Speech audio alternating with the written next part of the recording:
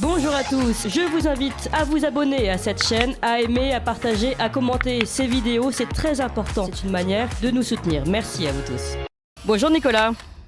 Bonjour Clémence. Nicolas Bonjour. Vidal, fondateur de Putsch Média. Avez-vous des nouvelles de Putsch, des bonnes j'espère? De poste, je sais pas, quand j'entends ce matin une cellule ministérielle va être créée pour traquer les dérives sectaires et le complotisme, ça commence à me chauffer les oreilles un peu, de façon un peu intense en ce moment, voyez-vous. Donc on va faire un sujet sur Putsch, ça va arriver dans la journée, voilà. Et quelque chose à pas piquer des verres, ma chère Clémence, en tout cas. De toute façon, je suis sûr que c'est également un sujet qui intéresse Idriss Aberkane, notre invité vidéo. Ligne droite.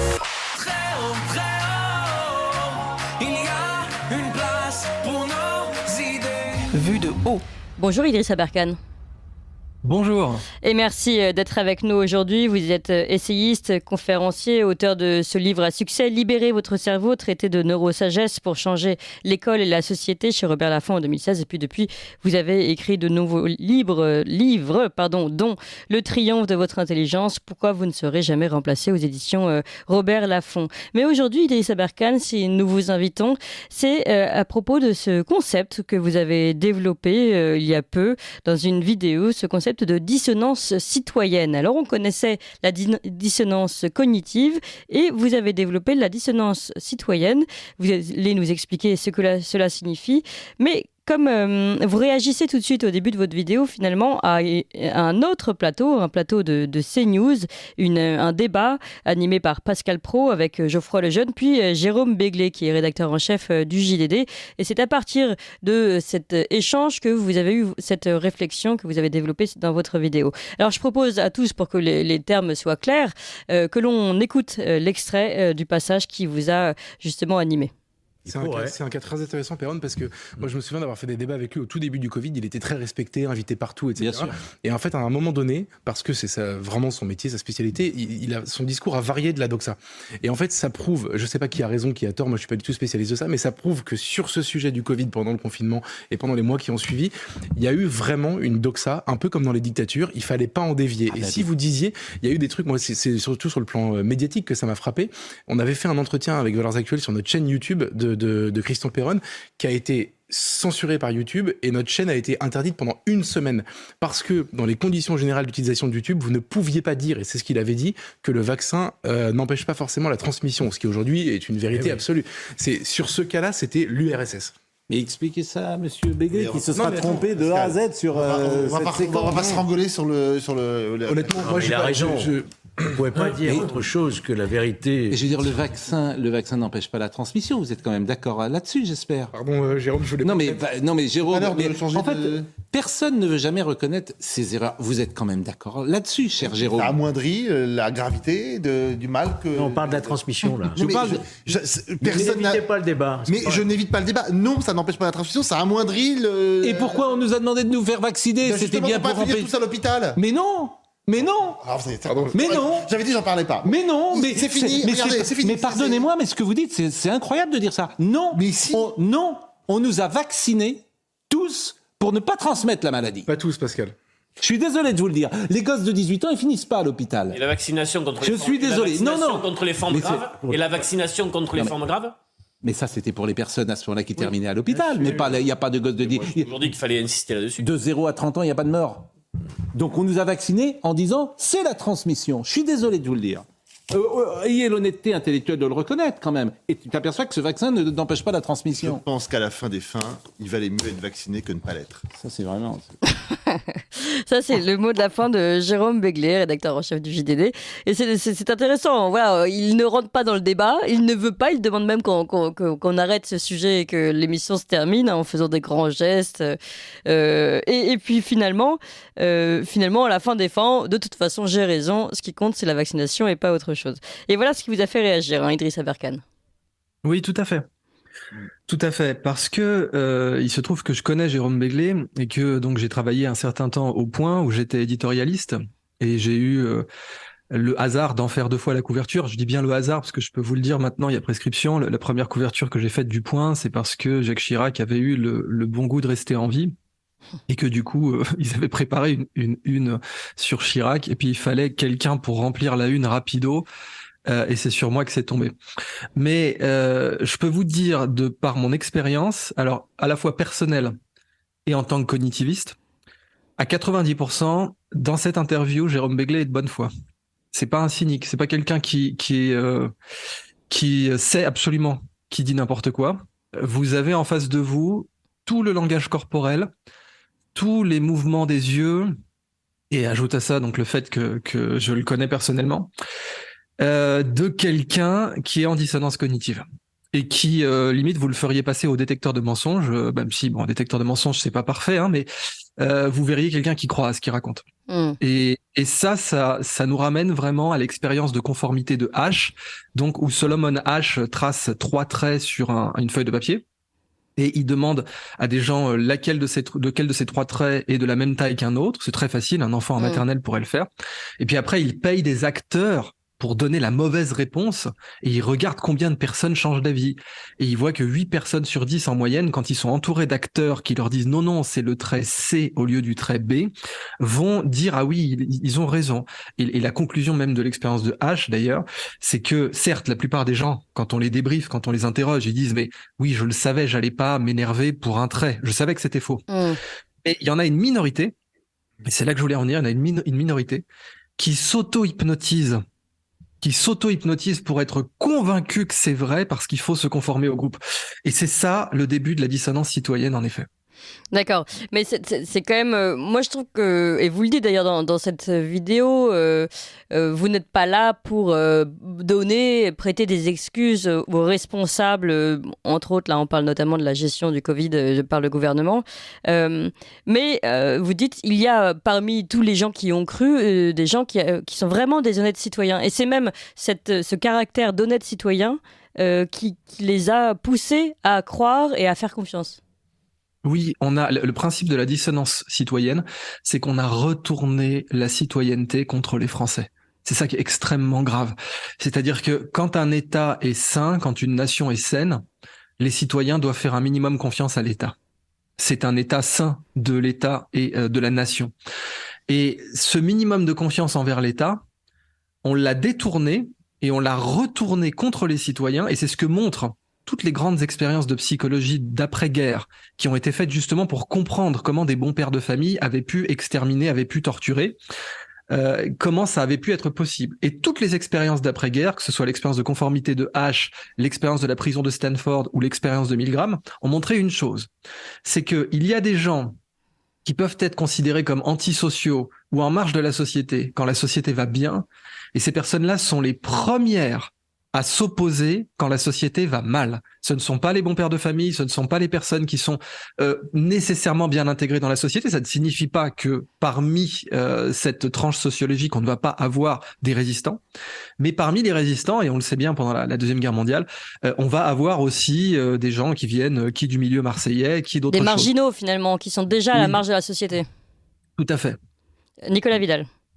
Oui, bonjour Idriss Aberkane. Moi, j'ai lu et j'ai regardé votre vidéo. C'est toujours extrêmement intéressant parce que c'est un sujet qui m'occupe. Mais est-ce que vous ne pensez pas tout de même que dans cette dissonance citoyenne, il n'y a pas aussi finalement, il n'y a pas eu un désarmement intellectuel, culturel d'une partie de la population qui, à un moment donné, ne peut plus faire face parce qu'elle n'a plus de libre arbitre, elle n'a plus des éléments finalement pour remettre en cause une autorité, qu'elle soit politique, qu'elle soit institutionnelle. Bon, et là, on parle du gouvernement. Est-ce que c'est pas ça aussi finalement l'effondrement intellectuel d'une partie des Français et peut-être du monde occidental face à une situation de crise? Si, tout à fait. Tout à fait.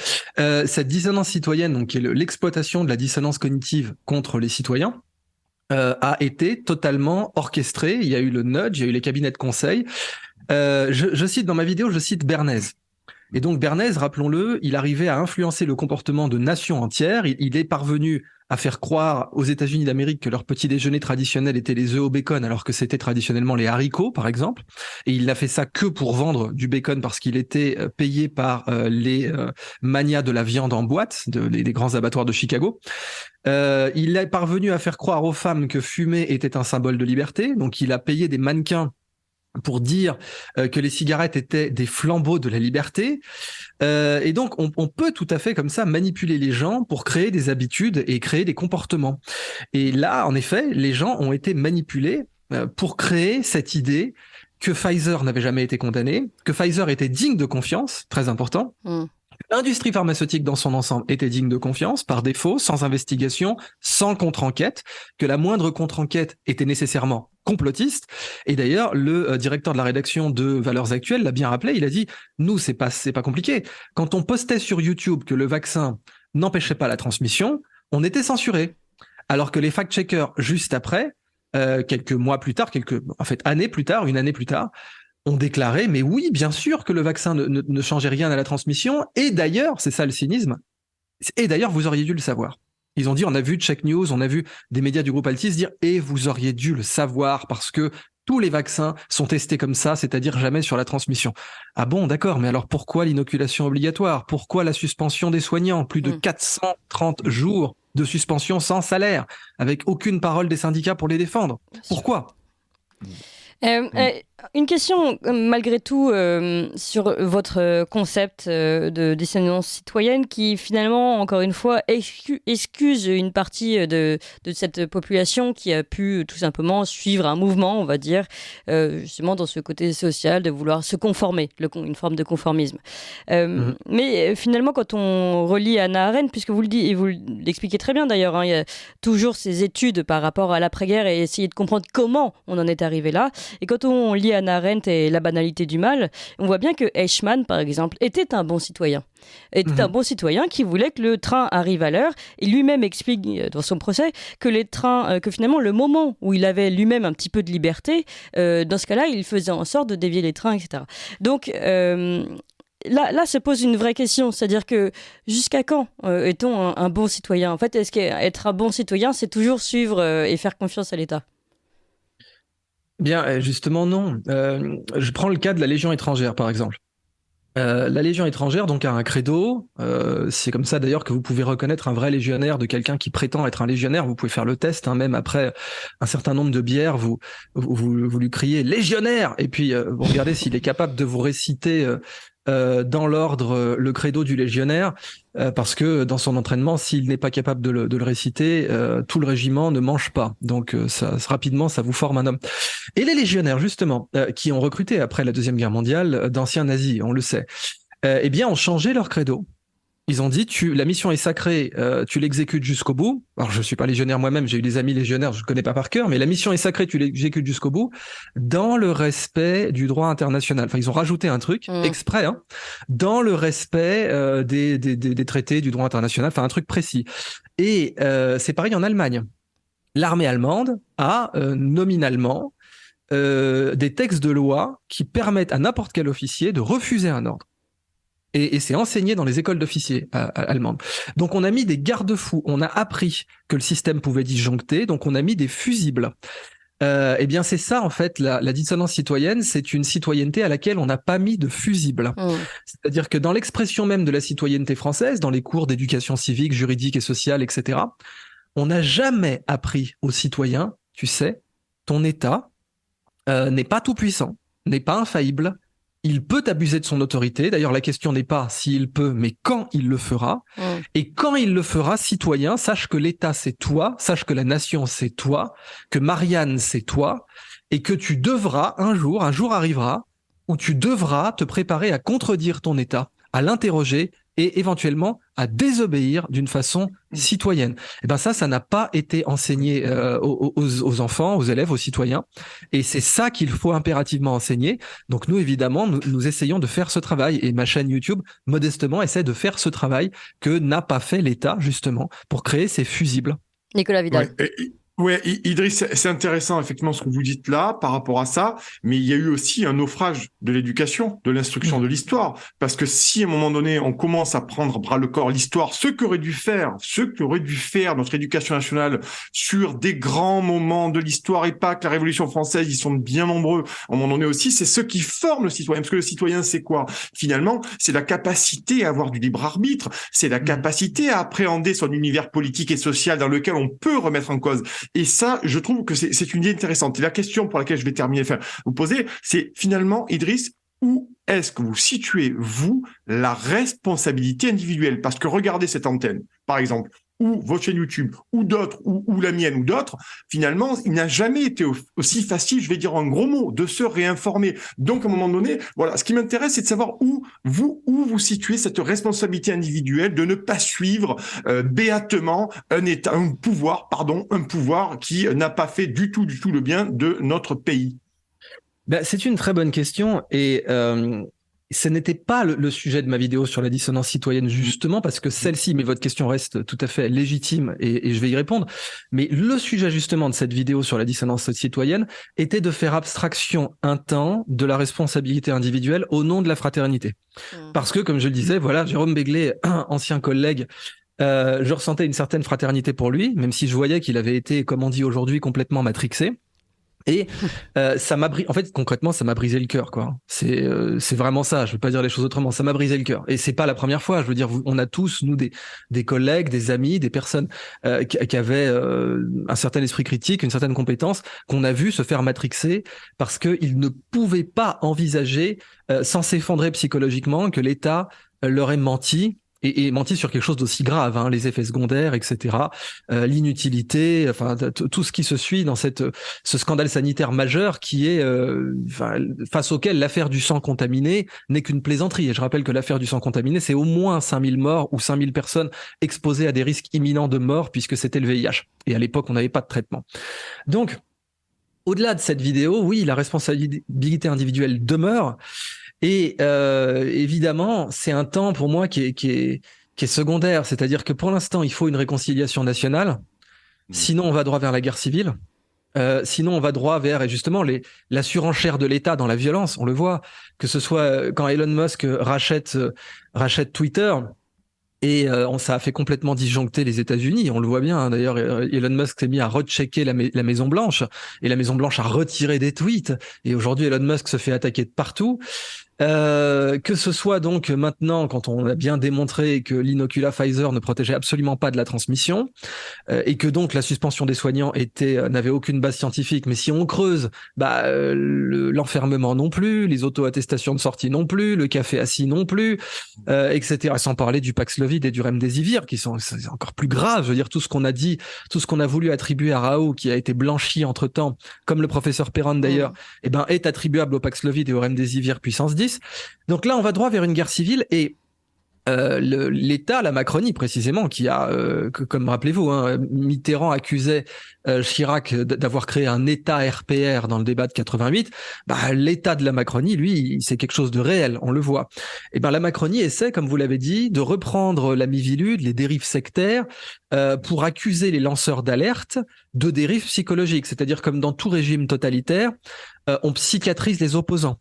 L'URSS faisait ça, hein. On vous injectait des antipsychotiques, des trucs pour traiter la schizophrénie à forte dose, et ça vous rendait fou, bien sûr, et vous ne ressortiez jamais de l'hôpital psychiatrique. Et c'est comme ça que l'URSS traitait ses dissidents en les psychiatrisant de force. Et là, on voit cette surenchère qui arrive.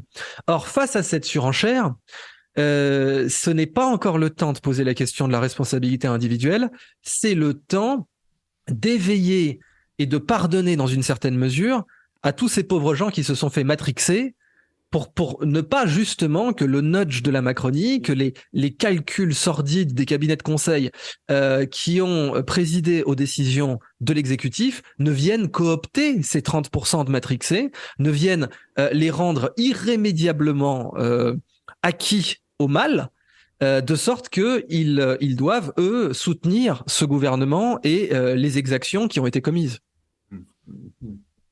Oui, et Idriss, je me permets, Clémence, là-dessus. Et que fait-on? Donc, il y a autre chose, effectivement. Vous êtes pour l'amnistie, la réconciliation. Je reprends vos termes. Pas l'amnistie, hein. Ouais. Pas l'amnistie, vraiment. La réconciliation, pardon. Je reprécise. Voilà, je réagis juste rapidement là-dessus. Je vais faire court. Surtout pas vous couper la parole, mais The Atlantic avait justement demandé l'amnistie. Non. Fait, Anthony Fauci doit être jugé. Des gens qui savaient et qui ont propagé de fausses informations doivent être jugés. Je pense à Julien Pain, qui s'est vanté d'être payé avec l'argent du contribuable et qui a dit, il est faux de dire que l'inoculat Pfizer ne protège pas de la transmission, qui l'a dit, qui a ridiculisé, qui a procédé de terrorisme intellectuel à plusieurs reprises. Ces gens-là doivent être jugés parce qu'ils savaient. Et c'était leur métier de savoir. Donc je ne mets pas du tout dans le même panier les cyniques, les gens qui savaient et qui ont menti sciemment au peuple, qui les payait en plus et qui se vantent d'être payés par le peuple pour leur mentir, avec évidemment les gens qui ont été, entre guillemets, matrixés. Alors, une question... Oui, c'est bien de recentrer ce débat parce que moi, je vous parlais effectivement de la population et que faire alors? Quelle est votre analyse sur cette partie de la population qui, à mon avis, a été quand même une minorité, mais qui a quand même légitimé, qui a quand même porté aussi ces politiques liberticides, certains se vautrant aussi, faut-il le dire, dans une certaine délation, parce qu'un pouvoir autoritaire et totalitaire a aussi besoin d'une partie de la population pour se retourner contre l'autre et exercer une certaine forme de coercition. Comment, à un moment donné, quel regard portez-vous cette partie de la population aujourd'hui, Idriss Aberkane? Vous savez, c'est comme les indécis dans une élection présidentielle, quoi. Il faut leur parler, il faut leur mettre les faits sous les yeux, il faut les guérir, ou certains vous diraient même les exorciser de leur dissonance cognitive, parce que c'est assez marquant de voir que la Macronie, dans l'inversion accusatoire permanente, prétend que les lanceurs d'alerte seraient victimes ou auteurs même, ce qui est pire, de dérives sectaires, alors que, évidemment, la promotion du Remdesivir, du Paxlovid, l'affirmation en masse que 2 doses suffisaient et que l'inoculat était efficace à 95% sans avoir d'effets secondaires graves et sans avoir, par exemple, d'effets sur les cycles menstruels, donc d'effets de stérilisation, c'est tout de même ça que nous devons dire. Et le collectif Où est mon cycle et le collectif des Mamans Louves sont là pour le montrer, sans parler de Verity France qui a mené un travail très courageux. Eh bien, il faut leur parler à ces gens matrixés en leur mettant les données sous les yeux et le faire avec patience et compassion et fraternité, mais il faut le faire, et on voit aujourd'hui, en effet, les médias du pouvoir qui sont dans la surenchère de terrorisme intellectuel permanent, comme aux États-Unis avec Elon Musk, comme là dernièrement l'Express avec votre serviteur, qui a été dans la surenchère permanente. Et en fait, comme disait Talleyrand, tout ce qui est excessif devient insignifiant, et c'est bien ce que l'on voit. Mais en tout cas, derrière cette surenchère et derrière ces aspects ridicules, se cache une intention sordide et violente. Alors, Idriss Aberkane, on va revenir d'ailleurs sur cet article, encore un, on a envie de dire, de l'Express, parce que maintenant, vous êtes presque abonnés, tous les mois, il y en a un contre vous. Toujours par les mêmes, d'ailleurs, Victor Garcia et Alix L'Hospital. On va y revenir, mais il est 9h pile, donc c'est l'heure de faire un point sur les informations avec Emmanuel Noël. Ligne droite.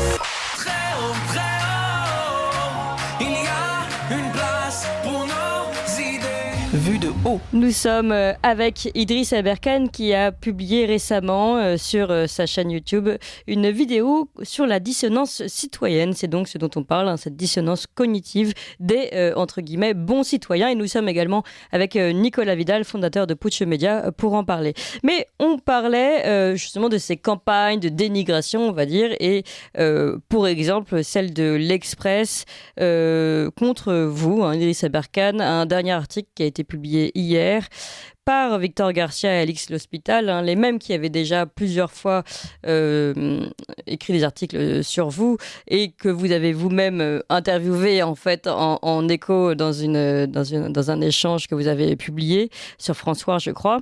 Et voilà le titre du dernier article, donc déboires financiers, CV surgonflé, complotisme.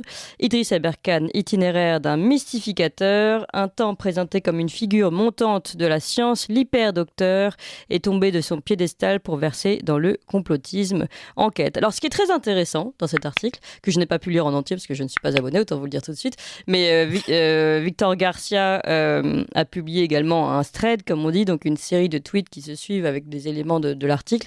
En fait, il explique que tout le monde vous faisait confiance, que tout le monde vous aimait, que vous étiez apprécié de tous ces journalistes et que finalement, un jour, vous avez osé tenir des propos différents et c'est donc à ce moment-là que vous avez chuté. C'est très intéressant d'ailleurs. On voit que finalement le moment où vous chutez, c'est parce que vous osez dire des choses différentes, mais avant, quand vous étiez apprécié de tout ce beau monde, et vous l'avez dit, le Point, par ailleurs vous avez fait plusieurs unes du Point, mais pas que, à ce moment-là personne ne venait vous chercher entre guillemets des anguilles sous roche, voilà. Donc qu'est-ce que vous avez à répondre, Idriss Aberkane, sur cet énième article contre vous de l'Express?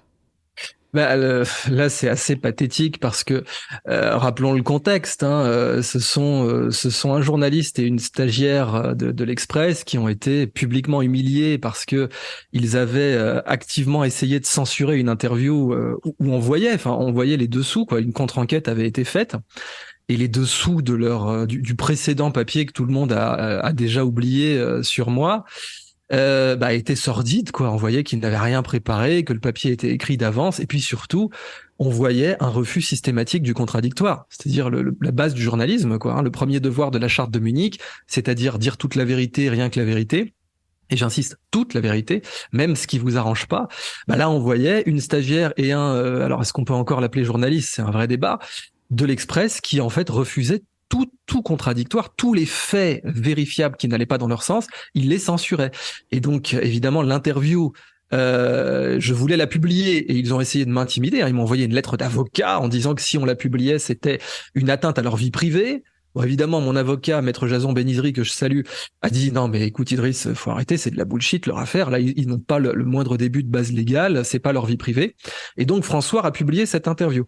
Et là, évidemment, ils se sont pris une déculottée publique parce qu'on voyait la cuisine assez nauséabonde qu'ils pratiquaient et qu'ils prétendaient appeler journalisme. Et en fait, derrière, c'est ça qui se cache, c'est le contrôle qualité du journalisme. Comme pour les vaccins, on avait posé la question, alors quel est le contrôle qualité de l'inoculat Pfizer? En fait, sur la transmission, le contrôle qualité n'a pas été fait. Mais vous auriez dû le savoir, je le rappelle, c'est vous qui êtes coupable. Bon, quand on monte dans un avion, on sait que le contrôle qualité a été fait.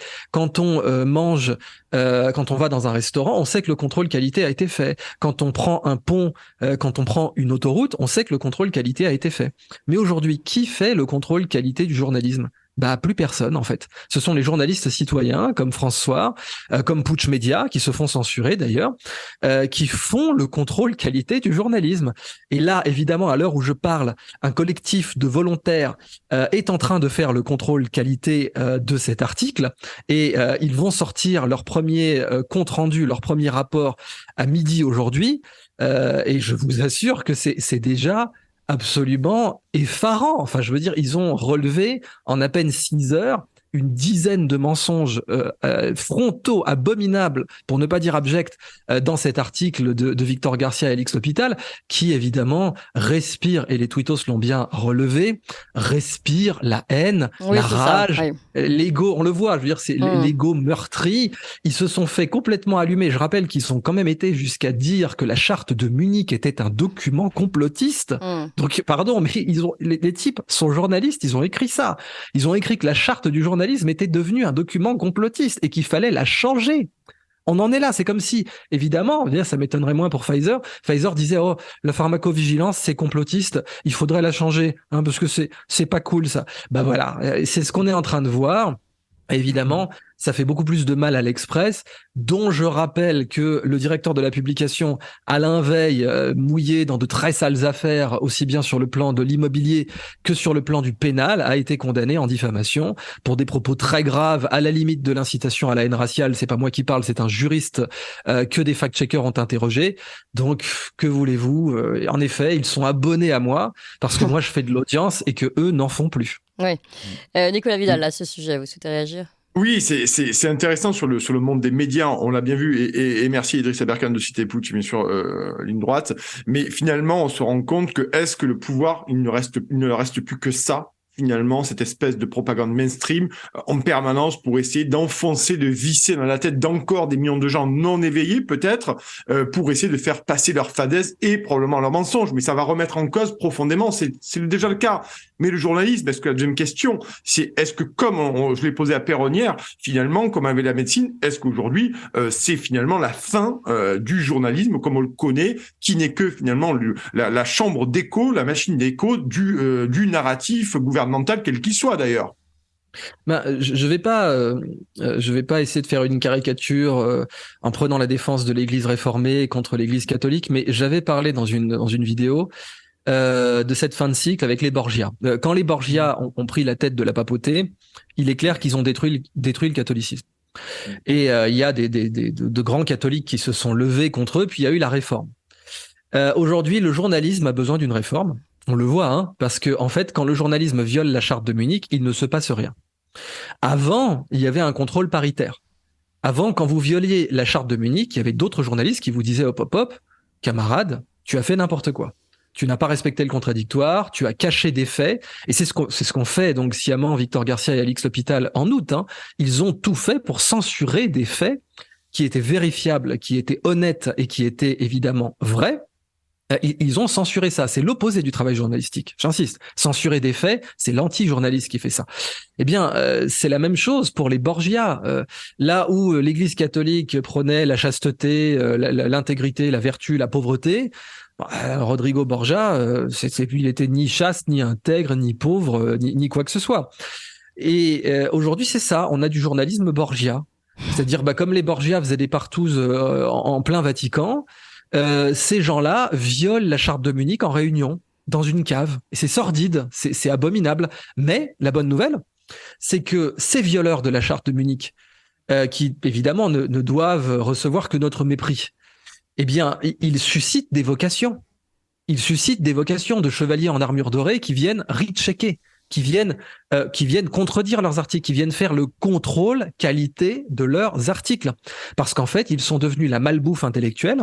Et pour certains, ils ont carrément basculé dans le terrorisme intellectuel. C'est le cas donc de Garcia et L'Hôpital, mais je vais pas leur jeter complètement la pierre. Je sais qu'ils sont sous la coupe d'un patron de presse particulièrement controversé qui est Alain Veil, et dont j'insiste qu'il a été condamné en diffamation pour des propos qui frisaient l'incitation à la haine. Et donc, évidemment, ils ne sont pas libres de leur mouvement, et ça se voit quand ils font leurs articles.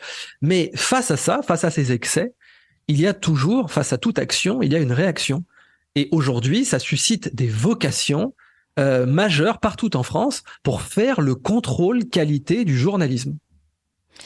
À ce sujet, puisqu'on parle de propagande, alors on a la propagande médiatique, plus ou moins volontaire finalement, et on a celle directe du gouvernement. Je voudrais vous interroger sur une campagne qui est assez étonnante, vous l'avez peut-être vu, ces affiches, avec des annonces étranges comme rester dormir dans un grenier peut sauver une vie, et on voit 2 enfants qui étaient restés dans le grenier.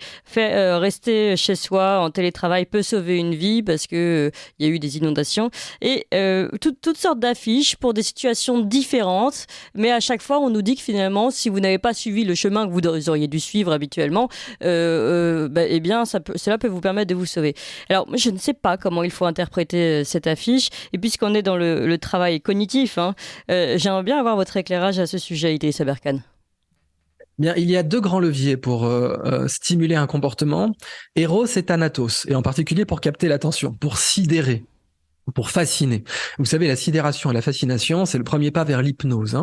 Pareil, vous prenez l'artiste québécois qui faisait beaucoup d'hypnose en France, et qui avait pris le nom du grand occidental qui a introduit l'hypnose indienne en Occident, et qui s'appelait Mesmer.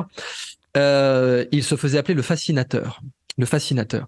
Quand vous voulez hypnotiser quelqu'un, il faut commencer par le fasciner. Et on dit en sciences cognitives davantage le sidérer. Donc, pour hypnotiser massivement une population, il faut la sidérer. Et pour sidérer, vous avez 2 leviers, Eros et Thanatos. Alors, si vous voulez vendre quelque chose, en général, Eros, ça marche très bien. Le sexe. D'ailleurs, c'est le grand slogan des années 60 à 80 pour Madison Avenue. Sex sells. Le sexe fait vendre. Et donc, vous voulez vendre une bière, une voiture, ce que vous voulez, il faut mettre un stimulus sexuel. Mais quand vous voulez faire une vente politique, là, il vaut mieux créer une condition pré-apocalyptique permanente. François Mitterrand avait parlé de ce fameux coup d'État permanent. Évidemment, il n'aimait pas la 5e jusqu'à ce qu'il en bénéficie, évidemment, où là, il était un peu moins véhément vis-à-vis d'elle. Mais cette notion de coup d'État permanent, on peut la reprendre en termes rhétoriques, parce qu'aujourd'hui, c'est l'apocalypse permanent. Il y a toujours une crise, il y a toujours une guerre. Vous avez le Covid, vous avez l'Ukraine, vous avez la fin du monde climatique, et d'où les pattes, d'où le fait qu'il faille faire cuire nos pâtes à froid en les laissant tremper dans l'eau.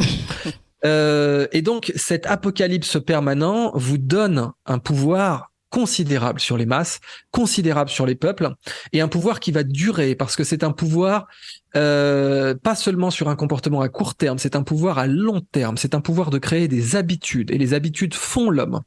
Donc on voit le gouvernement conseillé par McKinsey et autres, McKinsey qui a parfaitement intégré les travaux de Bernays, notamment. On voit le gouvernement produire un état d'apocalypse permanent dans les esprits afin d'obtenir un consentement immédiat et surtout, en conclusion, faire en sorte que quiconque dévie soit immédiatement taxé d'antipatriotisme, soit immédiatement taxé de trahison, tout simplement.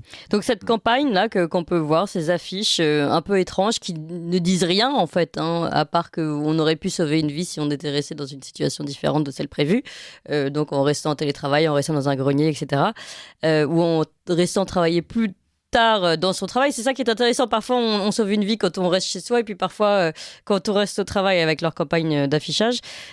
Finalement, l'objectif n'est que de nous sidérer un petit peu plus, de nous mettre dans cette situation de crise permanente où on se dit que tout peut arriver à n'importe quel moment. Oui, totalement. Et c'est parfaitement connu en URSS. Hein. Je vous conseille ces films, I comme Icare, et puis L'Aveu. L'aveu qui parle de l'opération Splinter Factor. Donc c'était une opération de la CIA par laquelle de vrais patriotes soviétiques ont été dénoncés. La CIA a produit un listing bidon pour faire en sorte que l'URSS accabla elle-même comme une grande ses propres patriotes, ce qui fut fait. Et ça incluait des membres du réseau de Noel Field. Et vous voyez Yves Montand, qui joue un personnage réel, qui est mis en captivité pour produire des aveux. Et on lui fait faire tout et n'importe quoi. On lui dit marchez tout le temps, réveillez-vous. L'absurde permanent. On lui fait enchaîner des ordres absurdes pour briser toute réflexion et toute résistance. Et quand c'était fait à l'échelle des masses en Union soviétique, ce qu'on observait en psychologie, c'était que les victimes justifiaient. Je l'avais expliqué sur Sud Radio. Imaginez, on vous disait, voilà, maintenant vous allez tous sauter sur un pied. Ah bah très bien, on se met tous à sauter sur un pied. Et qu'a observé l'Union soviétique, qu'en très peu de temps, vous aviez de bons citoyens soviétiques qui disaient « Ah mais c'est bien de sauter sur un pied, c'est bon pour notre cardiologie, et puis en plus, ça améliore la souplesse du tendon d'Achille. Ah mais oui, t'as tout à fait raison, camarade Popov, ça améliore la souplesse du tendon d'Achille. » Et donc, c'est ce comportement-là qu'on va voir, c'est-à-dire on a vu des gens défendre eux-mêmes le système qui les accable. On a vu pendant les obligations, pendant la suspension des soignants, et des gens dire que si vous ne sautiez pas sur un pied, si vous ne preniez pas votre café assis, ou si vous n'étiez pas favorable aux plages dynamiques, ou si vous ne vous auto-signiez pas une autorisation de sortie en tant qu'adulte, eh bien vous étiez un traître, vous alliez tuer des gens, vous alliez être responsable de la mort d'enfants. Ce qui a été dit de nous tous. Je rappelle qu'un commentateur qui a été cité par l'Humanité a dit ça. Il accuse des gens de tuer. Il accuse les lanceurs d'alerte d'avoir tué, d'avoir commis des meurtres. Oui. Le professeur Perron a été accusé d'être un boucher. Tout à fait, le boucher de Garches, ils l'ont appelé. Et l'Express, d'ailleurs, c'était un article de Victor Garcia aussi.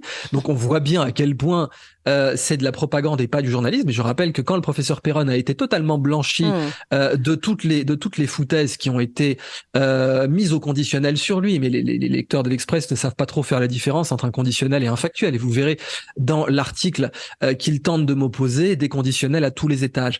Mais quand le professeur Perron a été blanchi et que son diffamateur Nathan Pfeffer Smedja a été lui reconnu coupable et sanctionné par l'ordre des médecins, eh bien évidemment l'Express n'en a pas parlé. D'ailleurs c'est marquant de voir que c'était un mois après la publication de la pièce fallacieuse de ces contributeurs de l'Express.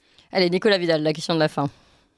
Très bien. On va essayer d'être un peu positif pour la fin de cette émission, cher Idriss Aberkan. On se rend compte que cette coercition, finalement, et cette dissonance citoyenne que vous évoquez, dont vous parlez, finalement, ça a quand même généré aussi une espèce de résistance vivace. Regardez des gens qui se réinforment en masse. Regardez votre chaîne YouTube. Regardez cette matinale. Ou d'autres journalistes indépendants qui essaient de faire leur boulot sérieusement, ou de fact-checker dans le bon sens du terme, ou de lanceurs d'alerte. Donc finalement, ça a aussi créé ça. Et la question que j'ai envie de vous poser, avoir votre sentiment à ce sujet pour finir, mais aussi, est-ce que nos chères élites idylliques, finalement, ont pris conscience aussi de cette espèce de vague qui monte et qui va s'opposer de fait aussi à cette espèce de propagande qu'on est en train de vivre et cette coercition de plus en plus effrayante? Ah, pour le dire clairement, oui, ils sont en panique. Et typiquement, le travail dernier de l'Express montre ça. Il respire ce mélange de honte et de panique que n'importe qui peut sentir. Je veux dire, vous avez ce jeune prodige Ilan, qui n'a plus 16 ans mais 17 maintenant, qui l'a immédiatement vu. Je veux dire, il est lycéen, il a dit mais moi j'ai lu leur truc, ça pue la panique et ça pue la honte. C'est-à-dire on sent vraiment qu'ils sont honteux et qu'ils cherchent à se racheter de la fessée déculottée qu'ils ont prise il y a à peine 6 semaines. Donc ils sont en panique et des proches de Macron l'ont confirmé qu'il était en dépression clinique. Et cette panique fait qu'ils commettent les pires abus, les pires excès. Et en effet, la majorité aujourd'hui des citoyens a bien remarqué, et je le vois des gens qui me reconnaissent dans la rue, qui nous saluent, qui viennent nous dire continuez votre travail. Il y en a de plus en plus. Eh bien, la majorité des citoyens a compris que ce n'était pas le diffamateur condamné en justice Alain Veil, et multimillionnaire et impliqué dans des montages foireux dont le compère Patrick Drahi est lourdement a été redressé fiscalement d'une part, dans le viseur du fisc suisse d'autre part, et impliqué dans les Panama Papers finalement. Je rappelle d'ailleurs que c'était une holding panaméenne qui détenait l'Express et que c'est pour ça que Alain Veil en a repris le contrôle un petit peu peut-être comme prête-nom. D'ailleurs, ce sont les conclusions de l'article de rechecking qui va paraître aujourd'hui et que je vous encourage vraiment à lire. On le postera sur Twitter. Eh bien, les gens ont bien compris que c'était pas le diffamateur Alain Veil qui allait les informer. Eh bien, merci beaucoup. On va finir sur cette parole de la fin, Idriss Aberkane. Merci encore. Et puis, donc, vous nous donnez rendez-vous à midi également à suivre sur les réseaux sociaux, si j'ai bien compris, pour avoir votre Twitter réponse à l'article. Et sur tous mes réseaux sociaux. Eh bien, merci beaucoup à vous, Idriss Aberkane, et merci à vous, Nicolas Villal. Vous restez avec nous, on vous retrouve pour votre chronique un petit peu plus tard, dans une dizaine de minutes. Vous appréciez cette émission? Alors aidez Radio Courtoisie à en produire d'autres, en indépendance totale. Rendez-vous sur soutenir.radiocourtoisie.fr. Merci d'avance.